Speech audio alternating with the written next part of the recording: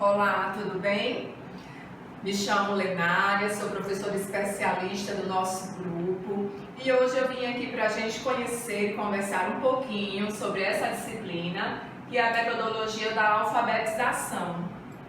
É uma disciplina bastante rica, ela nos mostra o que nós vamos ganhar em conhecimentos, nas concepções dessa alfabetização, né? Tão questionada, que a gente pensa e repensamos a todos os instantes, dentro dessa nossa pedagogia, dentro dos nossos métodos, dentro da nossa sala de aula, rotineiramente. Será que nós estamos alfabetizando?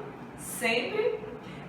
Fica essa pergunta no ar, não é? Quando nós não estamos nos alfabetizando? Então, olha só, eu trouxe aqui, gente, para gente discutir juntos e conhecermos, tá bom? Alguns métodos de alfabetização. As principais metodologias é a metodologia alfabético ou soletração, o método fônico ou fonético, que é aquele que a gente estuda os sonzinhos das letras do alfabeto e das famílias silábicas como B, P, tá? Acho que vocês já conhecem, já ouviram. As fonos trabalham muito com esse método fônico, tá bom?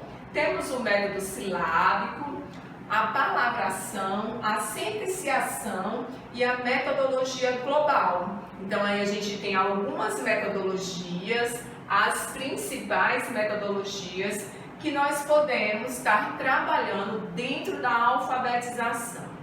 E aí, você me pergunta, qual a melhor metodologia? É complicado a gente responder juntos essa pergunta, não é? A gente tem que promover dentro da nossa sala de aula o que melhor cabe ao nosso alunado, às crianças com quem a gente está compartilhando aquela sala de aula, ao nosso aprendente, tá bom? Porque cada um, nós aprendemos de formas diferentes, não é verdade? Então não tem uma metodologia assertiva, única, que vai suprir todas as necessidades.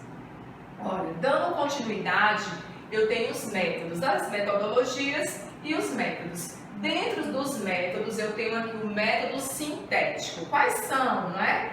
Olha só, os métodos sintéticos, eles vão das partes, tá, para o todo. Ou seja, ele começa do pequeno para o todo. Começa de uma unidade sonora, tá, até chegar a uma palavra, até chegar a uma frase. Ou seja, eu começo da letra, do conhecer o som das vogais, do conhecer o sonzinho da consoante, e aí a palavra, a sílaba, a palavra, a frase, eu vou crescendo dentro dessa metodologia.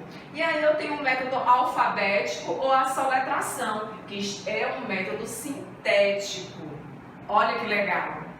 Bom, ele é considerado um dos mais antigos. Antigamente, algum tempo atrás, que não é o tempo de vocês, existiam as cartilhas de alfabetização, que vinham com as sílabas e as letras. É um método bem sintético. Então a proposta é que o indivíduo aprenda o nome das letras, reconheça fora da ordem alfabética e, por fim, ele tente descobri-las em palavras ou textos ou através da soletração.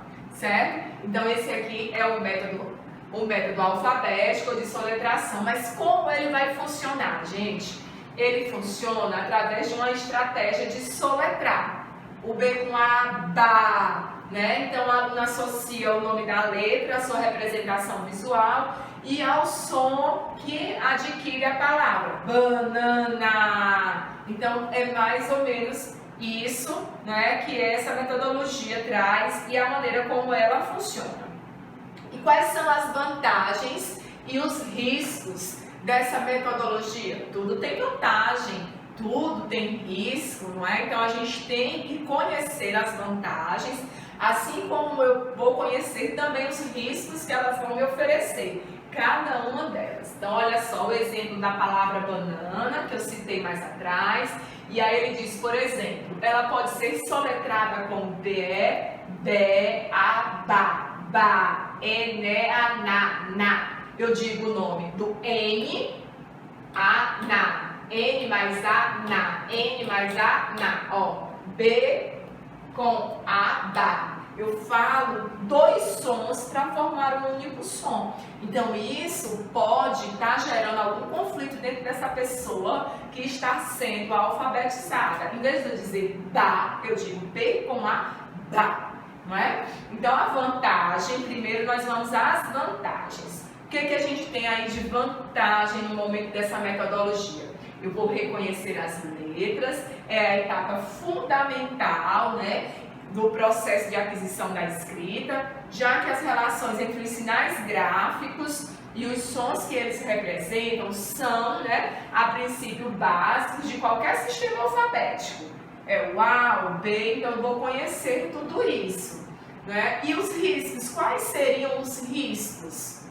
Conseguem me dizer?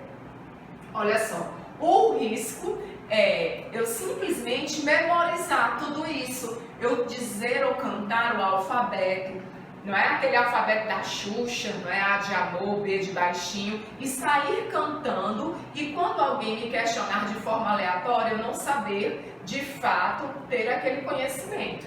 Então o risco é a memorização fora de contexto das letras e de algumas sílabas afastadas, certo? O aluno, ele vai separar isso muito do significado das palavras. E é possível desenvolver um conhecimento sistemático do alfabeto em textos com sentido e com o uso de materiais como letras móveis. Então existe esse risco dessa memorização fora do contexto das letras. Eu só sei que o B é B quando eu estou cantando a música do alfabeto, A de amor e B de baixinho. Se eu encontrar o B num outro tipo de texto ou em uma outra situação, eu serei incapaz, pode ocorrer, certo?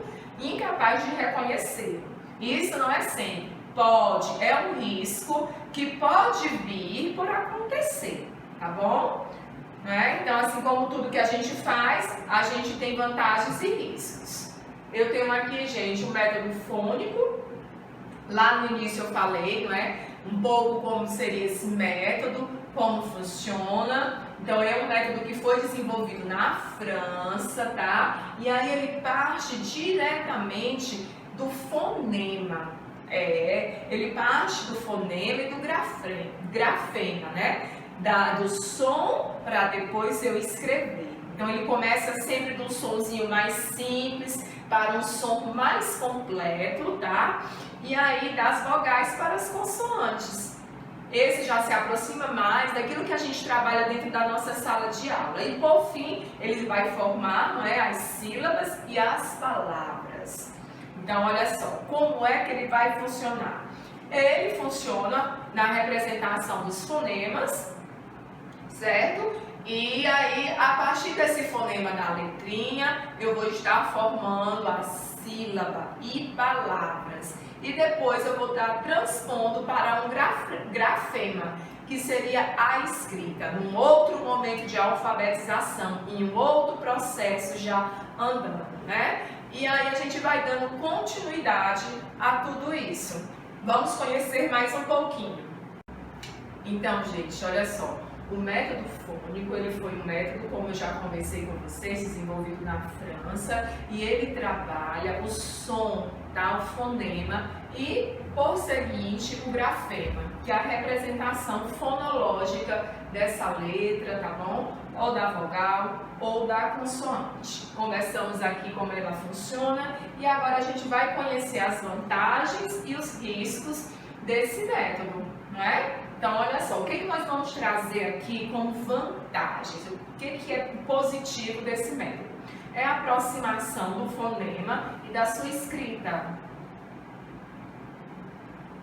É a aproximação do fonema e da sua escrita, que a escrita aqui é sinônimo de grafemas, ok? Então, olha só, o método, ele estabelece essa relação que existe, né, de proximidade entre a escrita e a fala, ok? Abrindo esse caminho para a decodificação das palavras, das sílabas, das frases e, por conseguinte, dos textos, não é? Olha só, e o que seriam os riscos? O que é que nós temos como risco? Então, Na nossa língua, essa relação entre as letras e os sons, elas variam muito, tá? Como seria essa variação?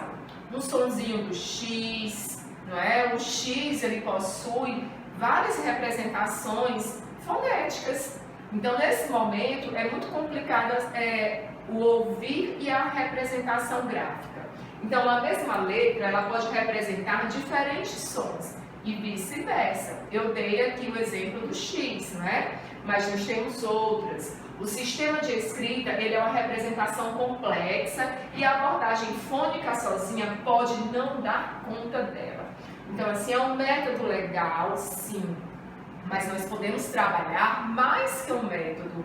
Ele é um método que a gente tem algumas outras vantagens, mas a gente pode também correr esse risco, né? É um risco que quem vai me dizer se ele vai ser um risco maior ou menor é a internalização, tá bom? Dessa relação entre a letra e o som para cada criança. Se no momento da explicação ela vai conseguir internalizar que eu tenho uma letrinha que ela não tem só um som, certo? Que, por exemplo, o sonzinho do C cedilha é do S, não é? Então isso pode ser muito complexo para algumas crianças, para outras nem tanto.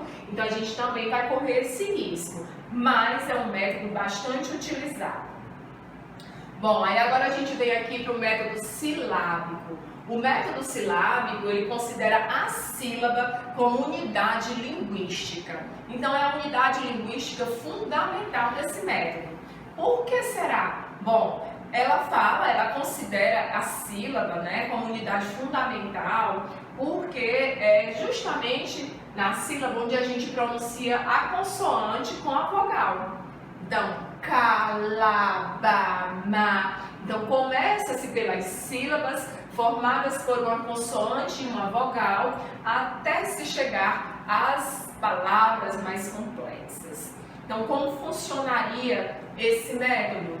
Bom, em geral, o processo se apoia em cartilhas que apresentam as famílias silábicas, não é? E que podem ser associados a desenhos ou a palavras-chave, cujas sílabas iniciais são destacadas. Aos poucos, os alunos entram em contato com pequenos textos. Então, a gente deve observar, tá bom? Que aos poucos, como eu falei, os alunos eles vão entrando em contato com pequenos textos, mas esse contato com pequenos textos, ele vai partir, tá? De um processo que vai se apoiar nas cartilhas e que as cartilhas vão se apoiar nas sílabas. E essas sílabas, elas vão estar em destaques, não é? Elas vão estar em destaques e elas podem ser associadas a desenhos ou a palavras-chave. Vamos supor, eu tenho uma imagem de uma casa, não é? Eu tenho uma imagem, um desenho de uma casa e eu vou escrever a palavra casa com o C, que é a letra inicial, a consoante em vermelho para que destaque. Então, seria um exemplo desse método, de como ele vai funcionar, tá bom? E aí, vamos dar aqui continuidade, não é? Eu falei das vantagens e falei dos riscos, não é? Eu falei das vantagens, agora eu vou falar aqui dos riscos para vocês. Então, vamos lá. O risco, qual seria o risco? O foco excessivo em uma única unidade sonora, tá bom? Então, assim como em outros métodos sintéticos, ele pode tirar do aluno o contato com o texto, tá? Aquele contato real que o aluno possui com o texto, dotados de suas estruturas, da própria função social, dando lugar a frases sem nexo, como o vovô viu a uva, tá bom? Ou seja, seria mais por repetição. Então, a gente corre esse risco, corremos esse risco. Mas as vantagens são também, elas devem ser pensadas de forma a priori, serem priorizadas, porque elas vão ajudar na identificação do som, na pronúncia das sílabas, tá bom? Elas vão ter separado as letras ou os sons para que forme um elemento maior, que seria a palavra, e depois as frases e depois os textos. É o que temos como vantagem. E o risco retomando o risco, essa questão do foco excessivo numa unidade sonora. Eu citei o exemplo de vovó viu a uva, então a unidade sonora que está em foco é o V. Olha a quantidade de V, vovó viu a uva. Você já viu a cartilha assim?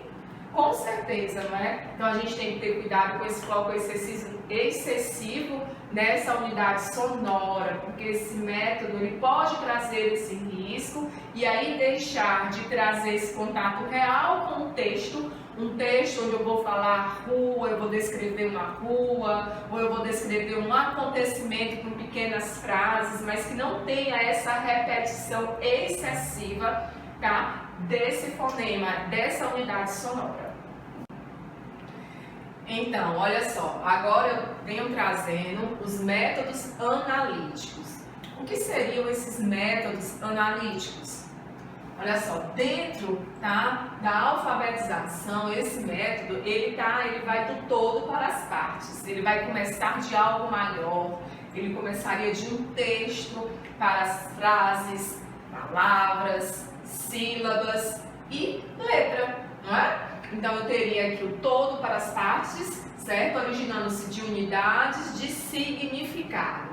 Então eu tenho a palavração. A palavração é a unidade linguística, tá bom? Ou seja, seria a palavra, tá? Que deve ser reconhecida graficamente, ou seja, o reconhecimento da escrita, sem a necessidade de decompô-la em sílabas. Vamos usar o exemplo de boneca, boneca. Eu possuo 3 sílabas, né? Então eu deveria conhecer a unidade linguística dessa palavra, sem precisamente precisar decompor, separar letras ou mesmo fonemas e grafemas, ou seja, separar a letra, ou o som, ou a escrita. Então a proposta é que se forme um repertório, ou seja, essa criança, esse aprendente, a pessoa que está tomando para si a alfabetização, ela deve construir um repertório de frases, de palavras, de pequenos textos, para que se enriqueça mais, não é? E que ela tome posse de todo esse conhecimento, de que ela possa fazer essa distribuição do texto, que seria o todo, para as partes, não é? Quando eu conheço uma história e sei contá-la verbalmente, então seria um exemplo. Daí eu posso tirar as palavras que eu conheço, um grafema, como é a escrita. Eu posso separá-las, eu consigo separá-las, e a unidade sonora, a menor unidade sonora qual é? Então vão surgindo dentro desse processo de alfabetização esses questionamentos. Eu posso dar uma receita, não é? Uma pequena frase, e aí eu vou colocando em prática esse método. Então ele funciona como? Olha só, ele apresenta-se, não é? Como um grupo de palavras que os alunos tentam reconhecer pelas características gráficas. Ou seja, eu sei como é a escrita do C, eu sei como é a grafia da letra C, não é verdade? Então, se eu tenho várias palavras, casa, cachorro, e eu tenho foca, não é? Felicidade, e alguém pede para mim circular as palavras com a letra C, que se inicia com a letra C, pelo reconhecimento dessa grafia, com certeza eu já sei quais palavras eu devo circular. Então, olha só, são propostas as atividades de memorização de palavras, às vezes associadas a imagens, exercícios de movimento de escrita. Então, é como ela funciona. Não é? É fazer o movimento daquela escrita, daquela letra, daquela palavra, memorizar esse movimento, memorizar a grafia, tá? Olha só, como todos os outros métodos, ela também possui vantagens, não é? E alguns riscos, não é? Que nós podemos sofrer. Quais seriam as vantagens?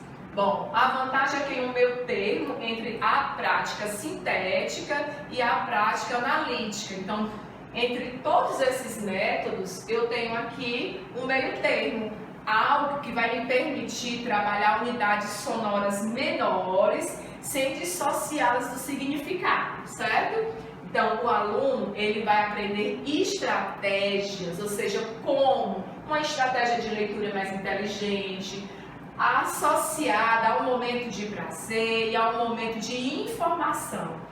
Leitura, sim, leitura. A gente tem vários portadores de textos, não é? Eu posso ler um poema, eu posso ler uma canção, eu posso ler uma frase, eu posso ler ingredientes na salada de fruta que eu mais gosto. Então a gente vai procurar atrativos, tá? Para aquele meu aprendente, para aquele meu aluno, para a faixa etária que ele está inserido. E aí a gente vai trabalhando esses portadores de textos dentro do que nos é vantajoso, dentro das características que você, enquanto profissional, vai perceber, né, que possuem essa necessidade, né?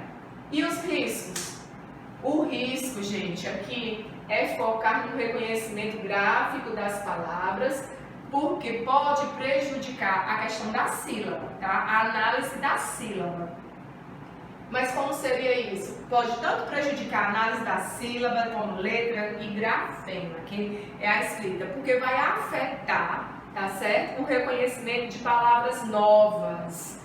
Então, se ele reconhece já uma palavra, quanto a essa questão da análise da sílaba, da letra, do grafema, tá? Desculpa. Como é que ela vai afetar? Ela pode deixar bastante estável, tá bom? Esse aluno, achando que ele já conhece o todo, porque tudo vou dar aqui um exemplo do cachorro. O cachorro tem o C no início da palavra, mas também tem o C com CH, não é? E aí, se ele vê uma outra palavra começando com CH, com chocalho, será que ele vai reconhecer que essa unidade sonora do chó de cachorro e chocalho é a mesma? Então, e pode ser que nesse momento não fique tão estável, e aí é um risco que a gente corre, tá bom? Quando a gente vai aplicar esse método. Mas ele seria um método entre todos os outros, o mais significativo, porque ele está aí nesse meio dessas práticas tanto sintéticas quanto analíticas. Não esqueça disso, tá bom? Isso é importante. Então, e o que seria esse método analítico? Eu tenho a sentenciação no método analítico. Ela é uma proposta, tá? Que ela vem a partir da unidade de significado mais completa, que é a frase. Então, ela parte dessa unidade de significado. O estudante, ele deve reconhecer e compreender o sentido de toda essa frase, de toda a sentença, para só depois analisar as suas partes menores. Só depois ele passará para as palavras e sílabas, tá bom? E como ela vai funcionar? Olha só. Essa pedagoga, né, que é a Cecília, ela ensina que é possível partir da oralidade das crianças, a partir da qual se extrai orações simples.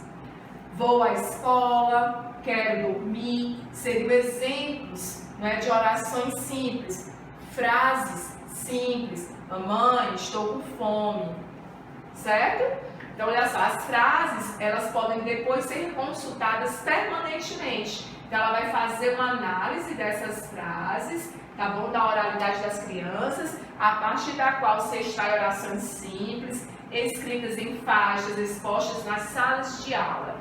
E aí será feita essa análise. Eu vou partir da frase, da unidade maior, tá bom? Que tem um significado mais completo, para as palavras e sílabas. E deixo a exposição dentro da sala de aula. O que a gente traz? A gente viu como funciona e agora eu trouxe as vantagens que ela possui, porque também nós temos aqui vantagens e riscos, gente. Olha só, a gente traz como vantagens, né, a exemplo da palavração e da sentenciação, que permite que os alunos se relacionem tanto com o significado dos textos e aprendam, não é? Ela é o início da alfabetização, da utilização de estratégias de leitura inteligente. Então, assim, a partir desse momento, eles vão estar trabalhando essa leitura inteligente, a leitura através dos questionamentos, da significação das palavras.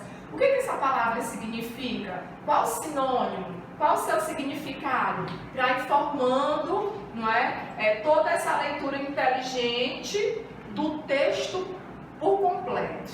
Então, ele parte aí de palavras, de frases e depois o texto completo, né? A exemplo, como ele disse, da palavração, que é palavra, e da sentenciação, que são as sentenças maiores, que permite essa relação do significado dos textos. Então, a partir desse momento, ele passa a fazer uma leitura muito mais inteligente, uma leitura de muito mais valor, porque ele já tem aqui, como é que eu posso te falar? Ele já tem aqui um momento de conhecimento de palavras, ele já tem seria um dicionário interno, né, bem maior. Ele já tem muito mais conhecimento para estar trabalhando essa leitura inteligente.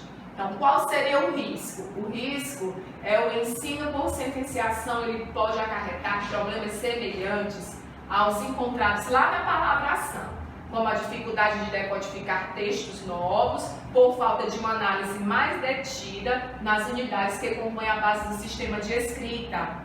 Como seria isso? Você pode estar me questionando. Gente, é importante, em alguns momentos dessa alfabetização, a gente conhecer, a gente estuda dentro, né, dessa alfabetização os sinônimos, o significado dessas palavras. Então, quanto mais eu tiver um vocabulário diversificado, mais textos eu vou ser capaz de decodificar. Não é verdade? Então, esse risco está justamente aqui. A dificuldade de decodificar textos novos por falta de uma análise. Eu posso ter uma palavra, duas palavras diferentes, e essas duas palavras se referirem, não é, a uma única coisa. Mas será que meu aluno sabe disso? Eis o questionamento. Então, é nesse momento que eu corro o risco de usar uma palavra diferente em um outro texto, onde ele conhece até o seu significado, mas com outro grafema. Então, é preciso estar atento, esse é um risco que a gente pode correr. Então, a gente deve estar colocando os portadores de textos mais diversos para que essas crianças, esses alunos, possam estar internalizando todo esse conteúdo. Aí agora a gente vai aqui para o método global, tá? É um outro método e ele também parte de um texto, né, trabalhado por certo tempo, no qual o aluno ele vai memorizar, tá bom? Ele vai memorizar, ele vai entender o sentido geral do que ele está lendo. Mas e aí, o que ele vai fazer depois que ele entendeu o sentido geral daquilo que ele está lendo, que é livro? Bom, só depois que ele memorizou, tá? Que ele entendeu, ele vai analisar essas sentenças. E as sentenças são as orações, são as frases, gente. E aí eles vão identificar as palavras, tá? Comparando as suas composições silábicas. Eu posso dar um exemplo aqui, quando a professora pode pedir para circular as sílabas do ba, do B, o ba, o bé em todo um texto, em toda uma frase, ou que as crianças circulem ou pintem tudo que é letra A numa frase, seria um exemplo, tá ok? Aí agora a gente vai ver como funciona. Olha só, então aqui o método global, né? Como o método global funciona? Olha só, gente, prestem atenção, o método global funciona no Brasil.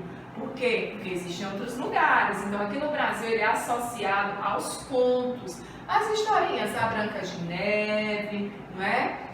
A Cinderela, esses contos infantis que nós conhecemos. Então, conforme as práticas difundidas pela educadora Lúcia Casa Santa, tá bom? Nos anos 30. Então, as 5 fases vão dar a compreensão geral da história, a análise comparativa da composição silábica das palavras. Ou seja, é um texto, tá? Esse texto seria o conto, e aí eu passo aqui dessas 5 fases, que vai dar a compreensão da história, eu vou compreender a história de forma geral, eu vou fazer uma análise dessa compreensão, análise comparativa, depois eu vou fazer uma análise da composição das sílabas das palavras, eu posso fazer isso com as letras, não é? Olha só, vamos pintar todas as letras A de vermelho, letra E de azul, e depois a gente fazer uma comparação. É isso que o método global nos traz, tá certo? Bom, e quais seriam as vantagens e os riscos desse método? Sim, possui também vantagens e riscos, tá certo? Então eu tenho como vantagens, aí é uma prática, ela é bastante semelhante a essa alfabetização moderna, tá bom? Porque ela possui linhas construtivistas e o método ele mantém o foco no sentido dos textos. Então ele proporciona desde o início esse contato com os portadores de texto, com os textos mais diversos possíveis. Então, olha só, o contato com os mais diversos tipos de textos, tá bom? Mais que textos, os contos, como a gente falou, os vários tipos de contos, para que esse foco seja mantido e proporcione essa aprendizagem, tá bom? Quais seriam os riscos? Os riscos que nós podemos correr é o trabalho sistemático com as unidades menores, as letras, que são as partes da estrutura básica dessa língua escrita, tá bom? Pode ficar enfraquecido. Como? Ele pode não ter o real destaque que a gente deseja alcançar, tá certo? Além disso, o uso só de textos para fins escolares não é positivo. A criança precisa conviver com textos reais. Como seria essa convivência? Eu vou trazer um texto para me trabalhar somente aqui a sílaba, vamos ver, o J, né? Eu trago um texto lá que fala sobre o jacaré.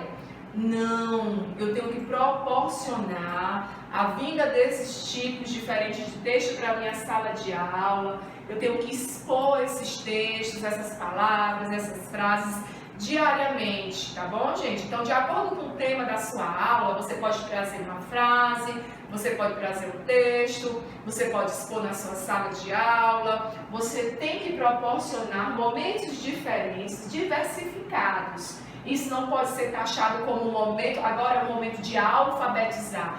Não existe o momento de alfabetizar. Eu estou alfabetizando constantemente, eu tenho que aproveitar as deixas de todo o meu percurso durante o dia, naquela sala de aula, para estar proporcionando e colocando em prática. Vai ter aquele momento X, um momento ímpar? Vamos ter, claro, nós temos o momento da tarefa, o momento de expor o conteúdo, mas eu posso estar trazendo também nos outros momentos, de uma forma mais lúdica, de uma forma que não cobre tanto, porque o nosso papel é justamente esse. Geralmente são nesses momentos que a gente observa as demandas da sala de aula, tá? Então, olha só, eu trouxe aqui essa autora, ela é uma autora bastante conceituada, tá? Dentro dessa nossa disciplina, das maiores autoras, é a Emília Ferreiro. Ela desenvolveu a alfabetização, o desenvolvimento da alfabetização de uma forma ímpar, tá? Ela fala pra gente que a alfabetização, ela tem que ocorrer em um ambiente social.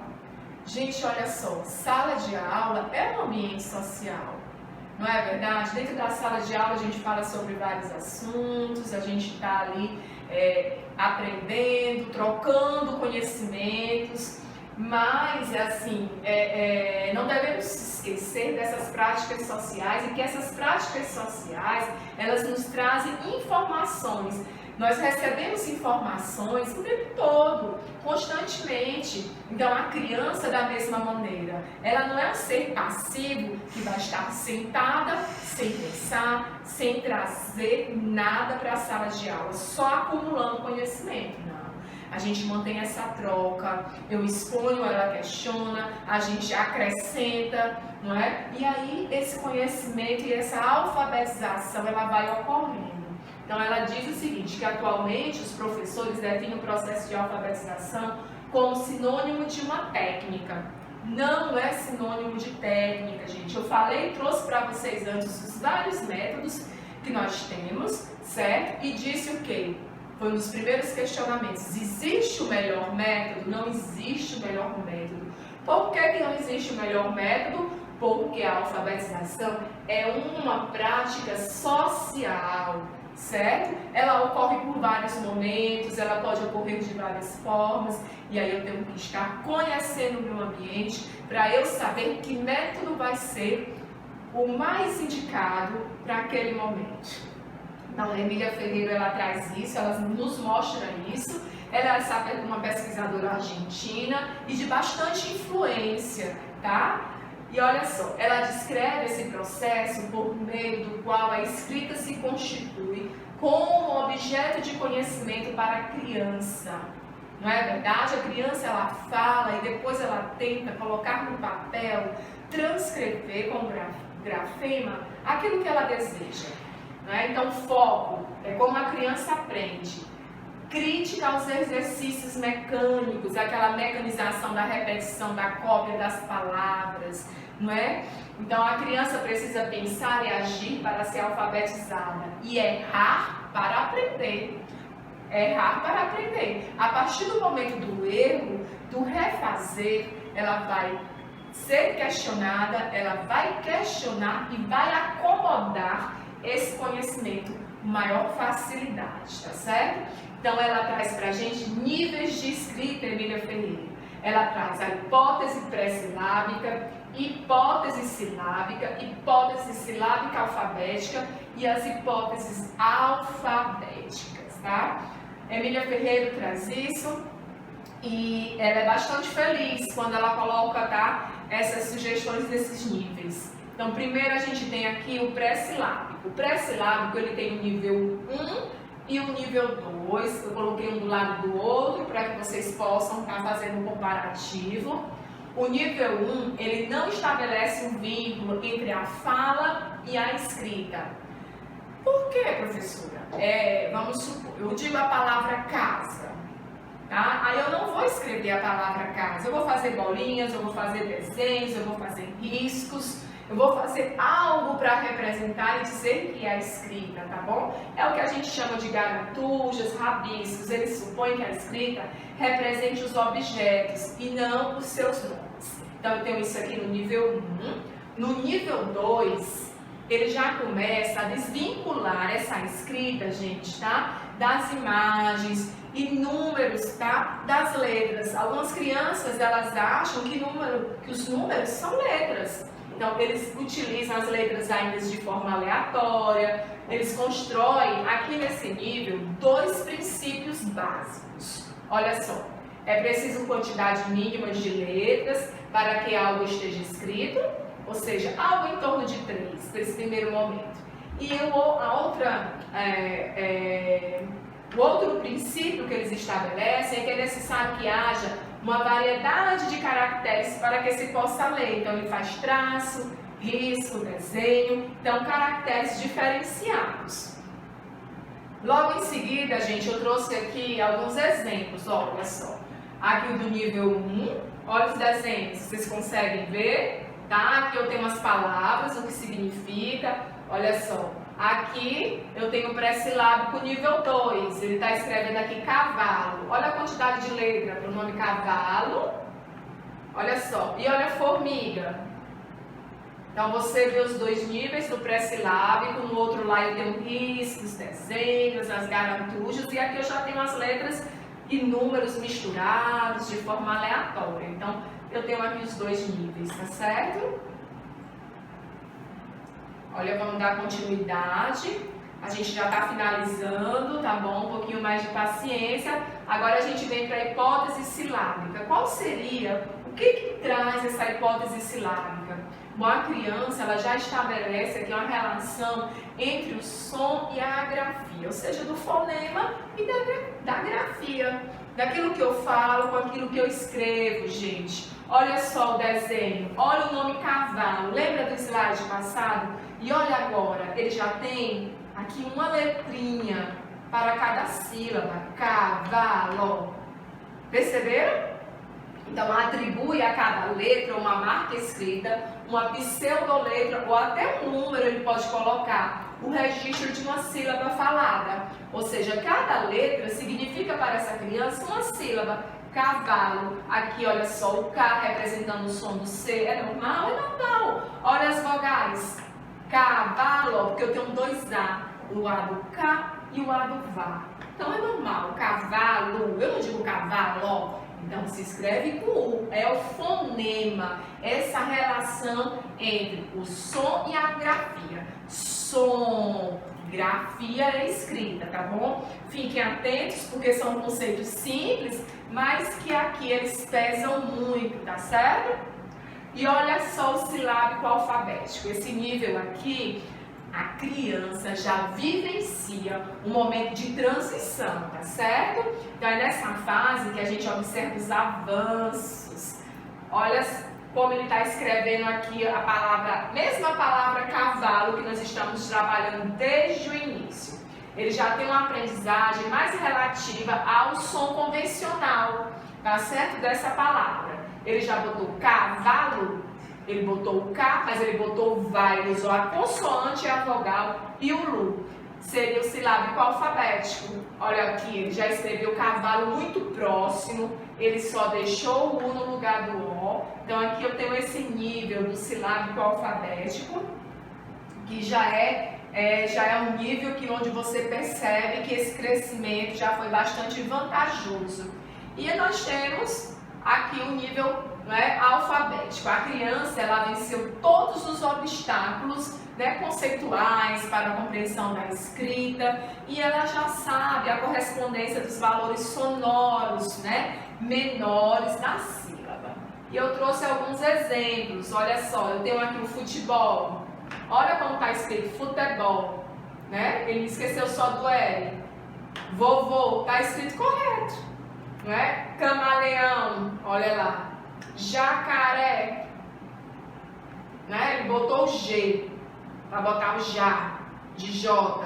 Então ele troca algumas pequenas coisas. Olha aqui o nome cavalo, perfeito. Então, apesar dessa subdivisão, o tempo necessário para a criança avançar de um nível para o outro vai variar muito. Isso aqui também não é pré-determinado. Nós temos os níveis, algumas crianças podem passar mais tempo em um determinado nível do que outro, certo? Tem deles que passam rapidamente por alguns desses níveis e conseguem chegar no último de maneira mais rápida. Mas não existe um tempo pré-determinado para que isso ocorra. Então lembre-se disso. Olha só, eu vou deixar uma atividadezinha para vocês. Vou enviar no grupo do WhatsApp, mas está também aqui nos slides. A nossa atividade, gente, vai ser aqui, olha, de acordo com os níveis de escrita estudados, os níveis que eu acabei de falar, tá? O silábico alfabético, tá bom? Vocês vão elaborar atividades de intervenção para o ensino infantil e o fundamental menor e o EJA. Agora só olha o seguinte, vocês vão escolher, tá? Ensino infantil, se é fundamental, o que vocês vão fazer? Dentro dessa escolha de vocês vão elaborar essa atividade de intervenção. Se vocês vão trabalhar com receitas de bolo, se vocês vão trabalhar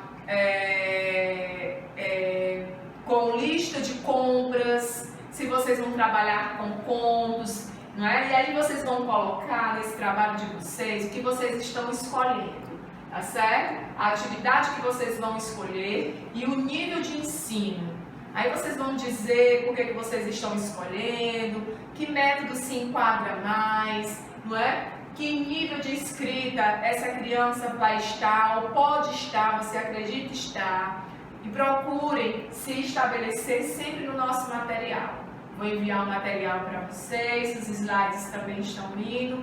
Bons estudos, tá? Leiam, releiam, vejam as aulas e até a próxima. Tchau!